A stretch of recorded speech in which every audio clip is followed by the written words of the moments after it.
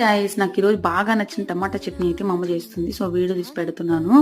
ఇక దాని కోసం అయితే బాగా మగ్గిన టమాటాలు తీసుకొని బాగా కట్ చేసేసి ఆ తర్వాత ఉప్పు, పసుపు, కారం అలాగే చింతపండు అన్ని వేసేసుకొని లిడ్ పెట్టి బాగా ఉడకనియాలన్నమాట. బాగా ఉడికిపోతే ఇలా గరిటతోనే స్మాష్ చేసేసుకోవచ్చు. మళ్ళీ సపరేట్గా మిక్సీలో వేయడం కానీ అలా ఏం చేయొద్దు. ఇలా గరిటతోనే మంచిగా స్మాష్ అయిపోతాయి.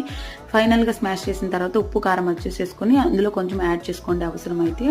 ఆ తర్వాత మంచిగా పోపు అయితే వేసేసుకోండి. పోపులో తెల్లపాయి అలాగే పచ్చి కరివేపాకు ఉంటే ఇంకా సూపర్ టేస్టీ వస్తుంది అనమాట. సో పోపు వేసేసుకున్న తర్వాత ఆవాలు, మెంతులు ఫ్రై చేసి దంచిన పౌడర్ ఉంటే కొంచెం అలా వేసేసుకొని బాగా మిక్స్ చేసుకొని తిన్నారంటే వేడి వేడి అన్నంలో అసలు ఎంత తింటారో కూడా తెలియదు. రోజు తినేదానికన్నా కన్ఫామ్గా డబల్ తింటారు. ఒక్కసారి ట్రై చేసి నాకైతే కామెంట్ చేయండి. అలాగే వీడియో నచ్చినట్లయితే సబ్స్క్రైబ్ చేసి మన వీడియోకి ఒక లైక్ చేయండి. Bye bye. అలాగే ఊరగాయ కూడా షేర్ చేస్తాను.